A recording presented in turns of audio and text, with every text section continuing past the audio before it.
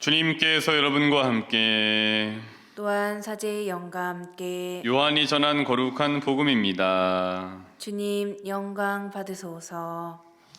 그때 예수님께서 제자들에게 말씀하셨다. 내 계명을 받아 지키는 이야말로 나를 사랑하는 사람이다. 나를 사랑하는 사람은 내 아버지께 사랑을 받을 것이다. 그리고 나도 그를 사랑하고 그에게 나 자신을 드러내 보일 것이다. 이스카리옷이 아닌 다른 유다가 예수님께 주님, 저희에게는 주님 자신을 드러내시고 세상에는 드러내지 않으시겠다니 무슨 까닭입니까? 하자 예수님께서 그에게 대답하셨다. 누구든지 나를 사랑하면 내 말을 지킬 것이다. 그러면 내 아버지께서 그를 사랑하시고 우리가 그에게 가서 그와 함께 살 것이다. 그러나 나를 사랑하지 않는 사람은 내 말을 지키지 않는다. 너희가 듣는 말은 내 말이 아니라 나를 보내신 아버지의 말씀이다. 나는 너희와 함께 있는 동안에 이것들을 이야기하였다. 보호자, 곧 아버지께서 내 이름으로 보내실 성령께서 너희에게 모든 것을 가르치시고 내가 너희에게 말한 모든 것을 기억하게 해 주실 것이다. 주님의 말씀입니다. 그리스도님 찬미합니다.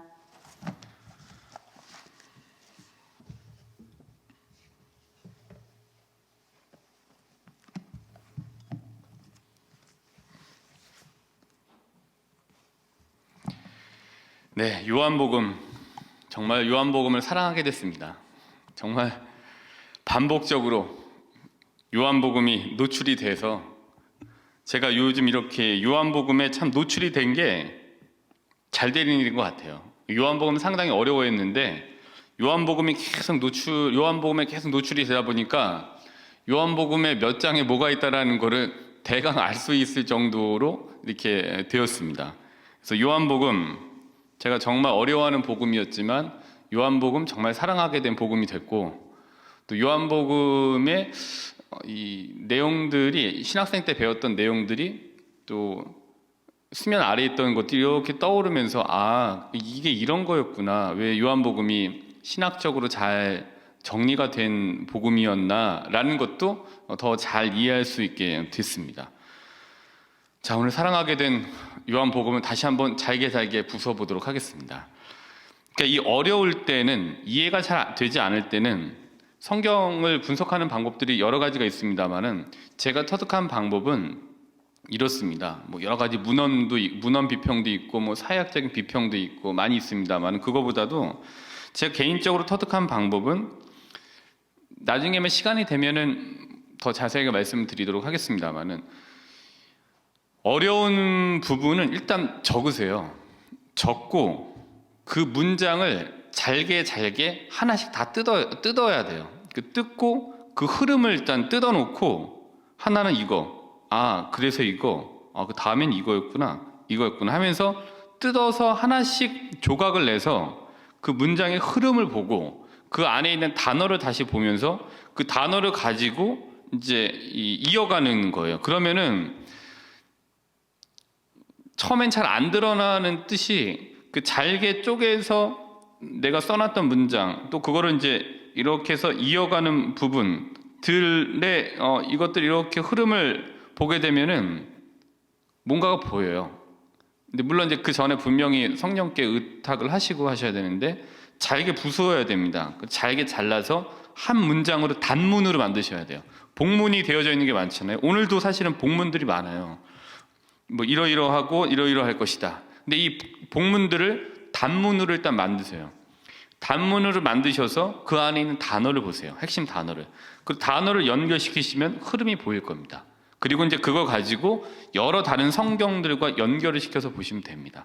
그래서 오늘은 이러한 방법에 기초해서 요한복음 14장 21절의 말씀을 놓고 같이 잘게 조금씩 해서 세부적으로 들어가서 탈출기와 연결을 한번 해보도록 하겠습니다. 14장 21절의 말씀, 매일미사 피시고요, 아니면 성경을 피십시오. 요한복음 14장 21절을 같이 한번 읽어보도록 하겠습니다. 내 계명을 받아 지키는 이야말로 나를 사랑하는 사람이다. 나를 사랑하는 사람은 내 아버지께 사랑을 받을 것이다. 그리고 나도 그를 사랑하고 그에게 나 자신을 드러내 보일 것이다. 그러니까 이제 이것도 좀 어떻게 보면 좀 복문 형식으로 되어져 있습니다. 그래서 이거를 잘게 나누어 보면 첫 번째 계명을 지키다라는 부분이에요. 그다음 두 번째로는 사랑을 받을 것이다. 그다음 세 번째로는 나 자신을 드러내 보일 것이다. 그럼 이제 첫째 계명을 지키다에서의 핵심 워드는 키워드는 계명이에요. 둘째 사랑을 받을 것이다에서 키워드는 사랑입니다.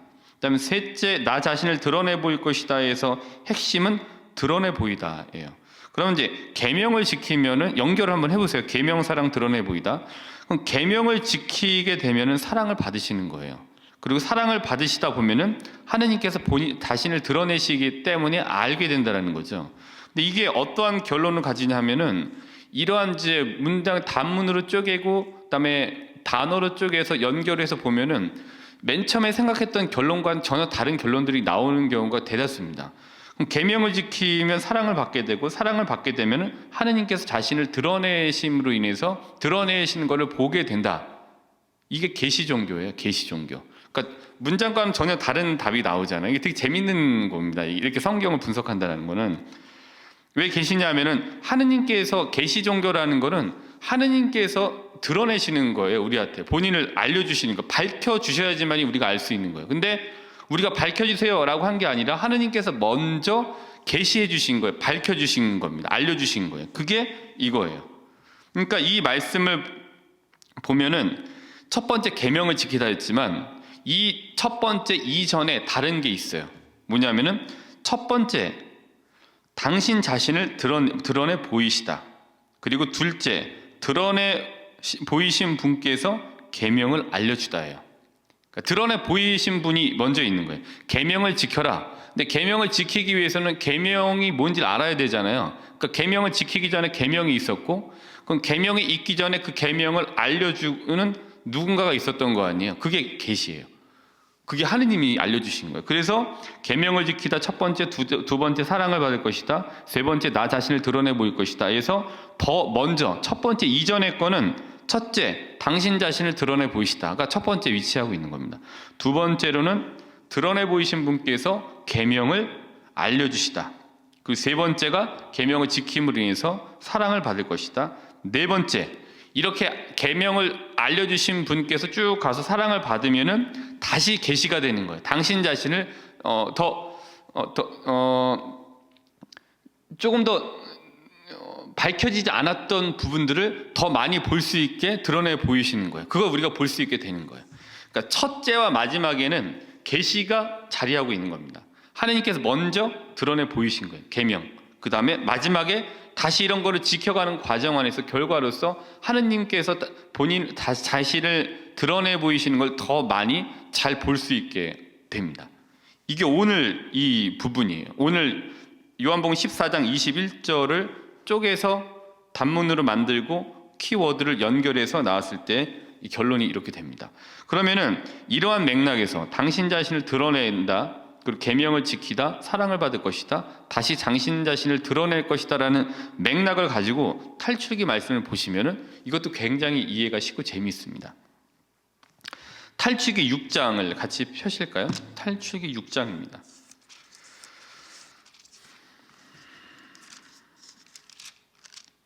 탈출기 6장에는 이제 어떤 게 있냐면은 모세가 부르심을 받고 하느님께서 모세에게 당신의 이름을 알려주시는 장면이 나와요. 6장부터 제가 오늘 볼 거는 6장을 시작으로 해서 12장 42절까지 볼 겁니다. 그러니까 탈출기 6장 2절부터 5절. 첫 번째 드러내시다. 탈출기 6장 2절부터 5절입니다. 하느님께서 모세에게 이르셨다. 나는 야훼다. 나는 아브라함과 이삭과 야곱에게 전능한 하느님으로 나타났으나 야훼라는 내 이름으로 나를 그들에게 알리지는 않았다. 또 나는 가나안 땅, 그들이 나그네 살이하는 땅을 주기로 그들과 계약을 세웠다. 그리고 나는 이집트인들이 종으로 부리는 이스라엘 자손들의 신음소리를 듣고 나의 계약을 기억하였다. 이 말씀을 읽으면서 이전에는 그냥 읽었는데 나는 야훼다. 우리 하느님 이름을 알았어요. 이게 되게 설레이는 일 아니세요? 하느님 성함이 야훼. 하느님 성함이 야훼. 이걸 알려주셨네? 드러내주셨네? 이게 계시예요. 하느님께서 나는 야훼다. 하느님께서 당신 성함을 알려주지 않으시면 절대 알 수가 없어요, 저희는. 근데 드러내주셨어요. 나는 야훼다. 이게 새벽에 읽는데 이게 가슴이 너무 좋아. 너무 이걸 이렇게 알려주셨네, 야훼다.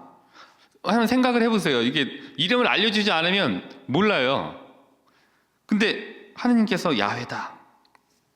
그러니까 이거를 아브라함에게도 이삭에게도 야곱에게도 알리지 않으시고 오로지 탈취기 6장에서 나오는 정보에 따르면 모세에게만 첫 번째로 알려주신 거예요. 떨기나무에서 나는 있는 자 바로 그러다. 예. 근데 여기서 야훼. 이분이셨구나. 이분이 이제 드러내셨습니다. 첫 번째 위치에 있습니다. 제가 이제 첫 번째로 말씀드렸죠. 요한복음 14장 21절을 네 개로 쪼갰는데 첫째는 당신을 드러내시다. 이 틀에 맞춰 갖고 보시면은 탈취기 6장부터 보면은 첫 번째 드러내셨습니다. 모세에게. 그리고 나서 어떻게 하셨냐? 이제 알려주세요. 이러저러한 것들을 지키라고 말씀을 하십니다. 그러면서 탈취기 6장 8절부터 9절까지를 보도록 하겠습니다. 8절부터 9절 보시면은 7장 8절부터 9절입니다. 이때 이제 이집트로 파견을 시키시는 거예요. 이제 이스라엘 백성을 구해라. 이때 가서 파라오 앞에서 어떻게 했냐? 지팡이가 뱀으로 변합니다. 8절부터 9절까지를 보시면은 주님께서 모세와 아론에게 말씀하셨다. 파라오가 너희에게 기적을 일으켜 보아라 하거든 너는 아론에게 지팡이를 집어 파라오 앞으로 던지라고 말하여라. 그것이 큰 뱀이 될 것이다. 그러니까 주님께서 모세와 아론에게 말씀하셨다. 당신을 드러내셨잖아요. 드러내신 거예요. 또 말씀을 하심으로 인해서 드러내신 거예요. 근데 왜 드러내셨냐? 모세와 아론에게 둘이 다 특별히 모세가 계명을 너무 잘 지켜요. 하느님 말씀하신 걸 잘 지켰기 때문에 사랑을 받고 알려주신 거예요. 큰 부담을 역할이 크긴 컸습니다만은 사명이 그러나 그였기 때문에 알려주신 거예요. 이제 전초전입니다. 시작이 됩니다. 그러면서 7장 17절부터 18절 첫째 재앙이 시작이 됩니다. 10가지 재앙이 있잖아요. 첫째 재앙이 뭡니까? 물이 피가 되는 겁니다. 7장 17절부터 18절 또 알려주세요. 그래서 주님께서 이렇게 말씀하셨습니다. 누구에게요? 모세에게 또 말씀하신 거예요. 왜? 모세가 말을 잘 들어요.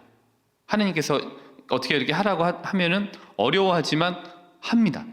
그러니까 계명을 잘 지켜요.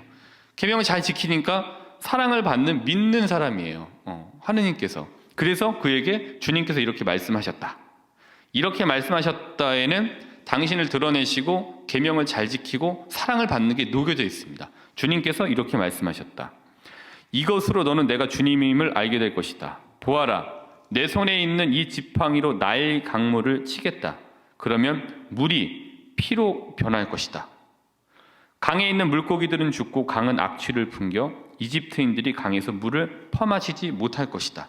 첫 번째 재앙입니다.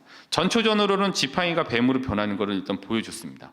에피타이저, 보여줬습니다. 전에. 그리고 나서 이제 본격적으로 물이 피가 되는 첫 번째 재앙이 시작이 됩니다. 두 번째 재앙은 뭡니까? 개구리예요. 개구리 소동. 8장 1절을 보시게 되면은 주님께서 모세에게 말씀하셨다. 여기서 중요한 거는 개구리 재앙을 내리신 것도 중요하지만 주님께서 모세에게 말씀하셨다고 더 중요해요. 왜냐하면 계명을 잘 지키는 모세에게 당신 자신을 드러내시는 거고 그는 누구였냐? 하느님께서 사랑하시고 믿는 사람이었던 거예요. 주님께서 모세에게 말씀하셨다. 주님께서 파라오에게 말씀하셨다. 파라오가 알아들었을까요? 못 알아듣죠. 근데 주님께서 모세에게 말씀하셨다에 계명을 지키고 당신 자신을 드러내고 계명을 지키고 사랑을 받는 모세라는 게 그대로 드러나 있습니다. 주님께서 모세에게 말씀하셨다. 너는 아론에게 지팡이를 든 손을 강과 운하와 늪 위로 뻗어 개구리들을 이집트 땅 위로 올라오게 하라고 말하여라. 세 번째 재앙은 뭡니까? 모기소동이에요. 여기 성경에 나와져 있죠. 8장 12절입니다. 8장 12절을 한번 같이 읽어보실까요? 주님께서 모세에게 말씀하셨다. 이게 중요한 겁니다. 주님께서 모세에게 말씀하셨다. 모세가 어떤 사람이에요? 하느님께서 당신 자신을 드러내 보여주시고 당신 성함을 가르쳐 주시고 말을 계명을 잘 지키고 하느님께서 사랑하시는 사람이에요. 그래서 주님께서 모세에게 말씀하셨다. 너는 아론에게 지팡이를 뻗어 땅에 먼지를 쳐서 그것을 이집트 온 땅에서 모기로 변하게 하라고 말하여라. 당신 알려주신 거예요. 다음 네 번째 재앙입니다. 8장 16절부터 17절입니다. 8장 16절 같이 읽겠습니다. 주님께서 모세에게 말씀하셨다. 이제 아시겠죠? 주님께서 모세에게 말씀하신 게 중요한 겁니다. 당신 자신을 드러내 보이시고 계명을 잘 지키는 모세를 사랑하시는 그에게 당신 자신을 드러내 보이시는 거예요. 너는 아침 일찍 일어나 파라오 앞에 나서라. 그가 물가로 나오면 주님께서 이렇게 말씀하십니다 하고 그에게 말하여라. 나의 백성을 내보내어 나를 예배하게 하여라. 이런 여러 가지 것들이 있습니다. 등의 소동이 일어나게 됩니다. 등의 소동. 그다음에 다섯 번째 재앙은 뭐냐? 다섯 번째 재앙은 가축병입니다. 9장 8절부터 10절. 9장 1절을 보시면 되겠군요. 5절을 보시면은 주님께서 5절부터 6절을 보시면은 그리고 주님께서는 주님이 내일 이 땅에서 이 일을 이룰 것이다 하시며 때를 정하였다. 이튿날 주님께서 이 말씀대로 하셨다. 네. 주님께서 모세에게 말씀하셨다. 9장 1절을 보시면은 또 모세에게 이렇게 말씀하셨습니다. 그다음에 여섯 번째 재앙은 뭡니까? 종기예요, 종기. 또 읽어볼까요? 9장 8절입니다. 주님께서 모세와 아론에게 말씀하셨다. 이 부분이 제일 중요합니다. 너희는 가마에 있는 그름을 두 손 가득히 쥐어라. 그리고 모세가 그것을 파라오 앞에서 공중으로 뿌려라. 쭉 나아갑니다. 그리고 나서 그들은 가마에 있는 그름을 쥐고 파라오 앞에 섰다. 모세가 그것을 공중으로 뿌리니 사람과 짐승에게 괴양을 일으키는 종기가 되었다. 다음은 9장 18절입니다. 일곱 번째 재앙입니다. 일곱 번째 재앙은 우박입니다. 9장 18절. 13절부터 볼까요? 주님께서 다시 모세에게 말씀하셨다. 그리고 우박에 대한 부분을 말씀을 하세요. 자, 다음 여덟 번째 재앙은 뭐냐? 메뚜기 소동입니다. 10장 1절부터 5절까지를 참조하시면 됩니다. 10장 1절 주님께서 모세에게 말씀하셨다. 4절부터 5절 내가 나의 백성을 내보내기를 거부한다면 나는 내일 너의 영토 안으로 메뚜기 떼를 끌어들이겠다. 메뚜기들이 온 땅을 덮어 땅에 보이지 않을 것이다. 그것들은 우박의 피해를 입지 않고 남은 것들을 먹어버리고 들에서 자라나는 너희의 나무들도 모조리 먹어버릴 것이다. 그러니까 이제 이미 주님께서 모세에게 말씀하셨다에는 이 내용들이 다 포함되어 있기 때문에 주님께서 모세에게 말씀하셨다라는 게 굉장히 중요한 거예요. 다음 아홉 번째 재앙은 뭡니까? 아홉 번째 재앙은 10장 21절을 보시면 됩니다. 어둠입니다. 어둠. 10장 21절이에요. 또 주님께서 모세에게 말씀하셨다. 그리고 쭉 진행이 됩니다. 마지막으로 11장 4절부터 5절입니다. 이때 어떤 게 있냐면 11장 4절부터 5절을 보셔도 되고요. 아니면은 12장 29절부터 36절까지를 보시면 됩니다. 12장 1절을 보시면은 주님께서 이집트 땅에서 모세와 아론에게 말씀하셨다. 또 말씀하셨어요. 그리고 어떤 재앙이 있냐? 12장 29절부터 36절 이집트 마다들과 맛배의 죽음이 있게 되는 겁니다. 알려주세요. 모세에게. 먼저 하느님께서 창세기 6장 2절부터 5절에 나는 야훼다. 아브라함, 이삭, 야곱에게도 이름을 알려주지 않은 거예요. 근데 나는 야훼다라고 모세에게 말씀하시고 모세에게 계시해 주세요. 당신 자신을 드러내세요. 그리고 모세에게 이러저러한 지시를 내리십니다. 사명을. 주님께서 모세에게 말씀하셨다. 또 주님께서 모세에게 말씀하셨다. 또 주님께서 모세에게 말씀하셨다. 이러면서 주님께서 모세에게 말씀하시면서 당신 자신을 드러내 보이시고 그 드러내 보이신 모세는 계명을 지키려고 어쨌든 간에 목숨을 걸고 가고 또 사랑을 받고 다시 당신 자신을 더 크게 드러내 보이십니다. 그래서 결국에는 홍해 바다를 가르는 더 큰 당신 자신을 드러내 보여주시잖아요. 근데 이게 이런 형식으로 되어져 있습니다. 오늘 요한복음을 통해서 탈출기를 더 잘 이해할 수 있었습니다. 첫째, 당신 자신을 드러내 보이십니다. 계시. 드러내 보이신 계시죠. 계명을 알려주세요. 그리고 사랑을 받게 되고 다시 당신 자신을 드러내다. 이 네 가지의 틀 안에서 탈출기의 이 부분을 이해할 수 있게 됩니다. 그리고 나서 이러한 일들로 모세가 어떻게 됐냐라는 거를 탈출기 33장 11절로 넘어가시면 알 수 있습니다. 이러한 일들의 축적으로 모세가 하느님께서 하시는 말씀들을 다 따라갔어요. 그랬더니 탈출기 33장 11절